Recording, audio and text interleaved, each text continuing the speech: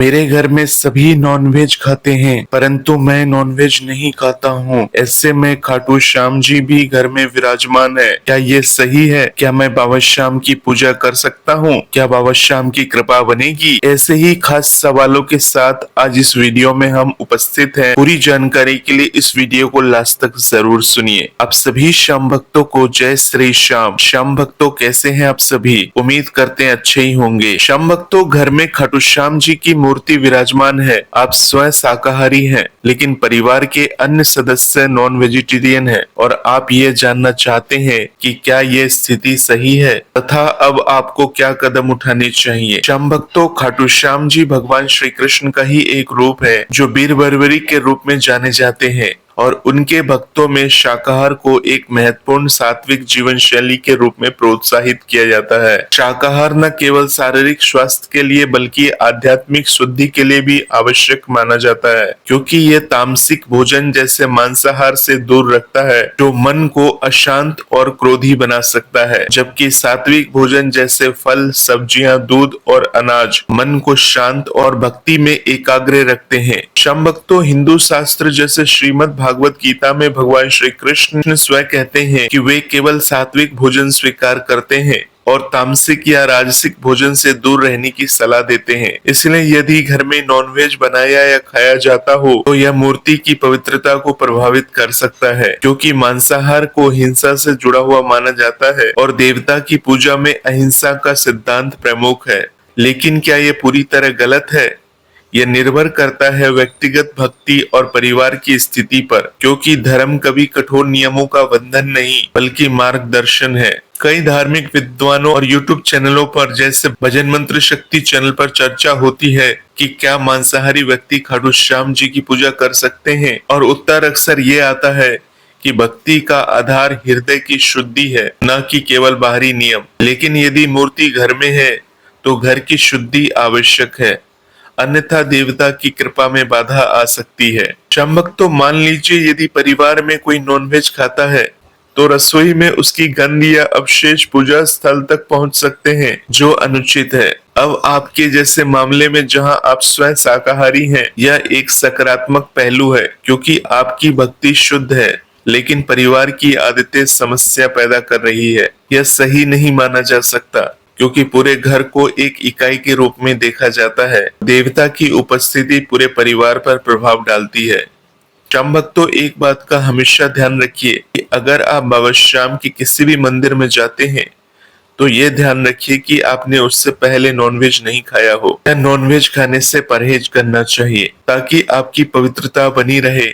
और यह घरेलू पूजा पर भी लागू होता है, जहाँ मिक्स्ड डाइट वाले घरों में भक्तों को सलाह दी जाती है कम से कम विशेष पूजा के दिन जैसे कि एकादशी पर शाकाहार को अपनाएं। श्याम भक्तों, अब ये सवाल आता है कि अब क्या करें, तो इस पर विचार करें। सबसे पहले परिवार से खुलकर बातचीत करें और उन्हें समझाएं कि बाबा श्याम जी की मूर्ति घर में होने से घर की जिम्मेदारी बढ़ गई है तथा शाकाहार अपनाने से परिवार में सुख शांति आएगी, क्योंकि बाबा श्याम हारे का सहारा है और उनकी कृपा सभी पर बरसती है, लेकिन पवित्रता की मांग करते हैं। यदि परिवार में कोई सदस्य नहीं मानता तो विकल्प के रूप में अलग रसोई की व्यवस्था करें, जहां शाकाहारी भोजन बनाया जा सके और नॉनवेज बाहर से लाकर खाया जाए, लेकिन घर में ना बनाया जाए ताकि गंध ना फैले। या पूजा स्थल को अलग कमरे में रखें जहां नॉनवेज की पहुंच ना हो। और यदि ये सब संभव ना हो सके तो जो आपके घर में बाबा श्याम की मूर्ति है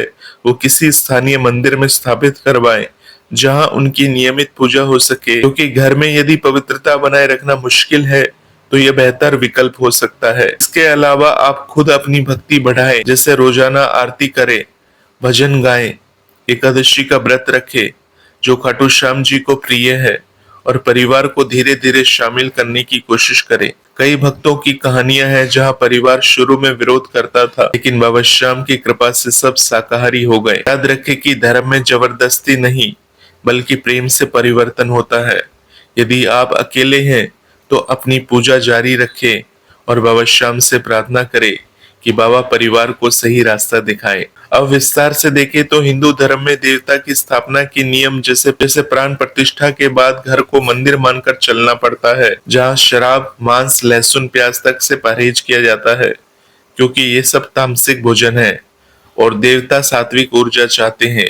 आपके मामले में आपकी शाकाहारी आदत बाबा श्याम की कृपा का संकेत है और परिवार को समझाने के लिए आप उदाहरण दे सकते हैं कि खाटू श्याम मंदिर में प्रसाद हमेशा शाकाहारी होता है और भक्तों को शाकाहार अपनाने से चमत्कार होते हैं। यदि परिवार स्वास्थ्य कारणों से नॉनवेज खाता हो तो उन्हें वैकल्पिक प्रोटीन स्रोत जैसे दाल, पनीर, सोया बताएं। धीरे धीरे बदलाव लाएं, जैसे सप्ताह में कुछ दिन शाकाहारी रखें, विशेष रूप से एकादशी या पूजा के दिनों में। अगर ये भी न हो सके तो पूरे परिवार के साथ बाबा श्याम के दरबार यानी खाटू धाम राजस्थान आए और वहां पूर्ण परिवार के साथ बाबा श्याम के दर्शन करें। और बाबा श्याम के दर्शन करने के पश्चात आप खुद देखेंगे कि धीरे धीरे सबकी आदतें बदलती हुई चली जाएंगी। यही बाबा श्याम का चमत्कार है और यही बाबा श्याम की कृपा है। याद रखें कि बाबा श्याम भक्तों का हृदय को देखते हैं, न कि बाहरी दिखावे को, लेकिन पवित्रता से यह भक्ति बढ़ती है। इस प्रकार से सोचे कि यह एक अवसर है परिवार को आध्यात्मिक मार्ग पर लाने का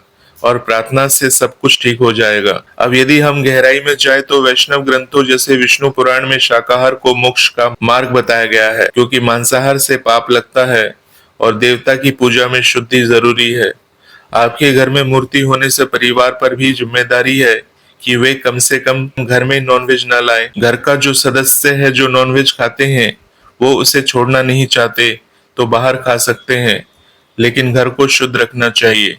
यदि नहीं तो मूर्ति को वापस मंदिर में समर्पित करें और घर में बाबा श्याम की फोटो रखकर पूजा करें। कई भक्त ऐसा करते हैं। अंत में यही कहूंगा कि आपकी भक्ति मजबूत है, इसलिए चिंता न करें और आपको उचित कदम उठाना चाहिए। बाबा श्याम भक्ति देखते हैं, भाव देखते हैं, और यदि आप घर में अकेले शाकाहारी हैं तो बाबा श्याम की तस्वीर को रखकर बाबा श्याम की मानसिक पूजा कर सकते हैं, बाबा श्याम का मानसिक ध्यान कर सकते हैं और बाबा श्याम को दिल से प्रणाम कर सकते हैं। और साथ ही साथ यदि कभी आपको ऐसा मौका मिले तो पूरे परिवार के साथ बाबा श्याम के दरबार भी आ सकते हैं। आप देखेंगे कि जो आपकी इच्छा थी, जो आपकी मांग थी, वो सब बाबा श्याम अपने आप धीरे पूरा कर देंगे। तो अब ऐसा लगता है कि आप पूरी बात समझ चुके हैं। बाबा श्याम से जुड़े रहें, बाबा श्याम की ऐसी ही भक्ति करते रहें। मिलते हैं श्याम भक्तों एक नए वीडियो के साथ। तब तक के लिए आप सभी श्याम भक्तों को जय श्री श्याम, जय श्री राधे।